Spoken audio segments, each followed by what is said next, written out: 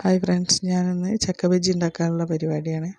അപ്പോൾ ചക്ക ബജ്ജിക്ക് ആവശ്യമായിട്ട് കുറച്ച് മൈദപ്പൊടിയും നീളത്തിലരിഞ്ഞ് വെച്ച ചക്കച്ചുളയും പിന്നെ ഒരു നുള്ള് മുളക് പൊടിയും ഒരു നുള്ള് മഞ്ഞൾപ്പൊടിയും ഒരു നുള്ള് കുരുമുളക് പൊടിയും കൂടെ ഞാനിതിൽ ചേർക്കുന്നുണ്ട്. പിന്നെ ആവശ്യത്തിന് ഉപ്പും പാകത്തിന് വെള്ളം കൂടി ഒഴിച്ചിട്ട് മിക്സ് ചെയ്ത് എടുക്കുന്നുണ്ട്. ഞാൻ അടുപ്പിലാണ് ചെയ്യുന്നത്. അപ്പോൾ അടുപ്പൊക്കെ കത്തിച്ച് പാത്രം വെച്ച് എണ്ണയൊക്കെ വെച്ച് നന്നായിട്ട് തിളച്ച് വരുന്നുണ്ട്. ആ തിളച്ച് വരുന്ന എണ്ണയിലേക്ക് നമുക്ക് കുഴച്ച് വെച്ച ചക്കച്ചുള ഓരോന്നോരോന്നായിട്ട് എടുത്തിട്ട് കൊടുക്കാം. എന്നിട്ട് ഇത് നന്നായിട്ടൊന്ന് പൊരിച്ചെടുക്കാം. ഞാനിത് ആദ്യമായിട്ടാണ് ചെയ്ത് നോക്കുന്നത്. അപ്പോൾ ഇതെന്താണ് എന്നുള്ളത് അറിയില്ല. നമ്മൾ ചക്കച്ചുള കിട്ടിയ സാധാരണ വെറുതെ ഇങ്ങനെ പൊരിച്ചൊക്കെ കഴിക്കാറുണ്ട്. പക്ഷേ ഇങ്ങനെ നമ്മൾ ആദ്യമായിട്ടാണ് ചെയ്ത് നോക്കുന്നത്. അപ്പോൾ ഇത് ഒന്ന് ഇളക്കി കൊടുക്കുക. നല്ലോണം എണ്ണയിൽ പൊരിച്ചെടുക്കണം. അപ്പോൾ നന്നായിട്ട് പൊരിഞ്ഞ് വരുന്നുണ്ട്.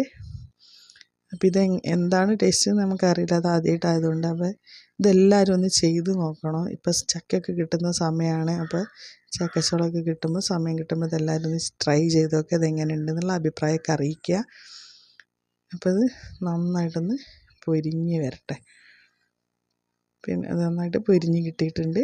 നമുക്കൊരു പാത്രത്തിലേക്ക് മാറ്റിയിടാം. വൈകുന്നേരത്തെ ചായക്കടിയായിട്ടാണ് ഞങ്ങളിത് ഉണ്ടാക്കിയത്.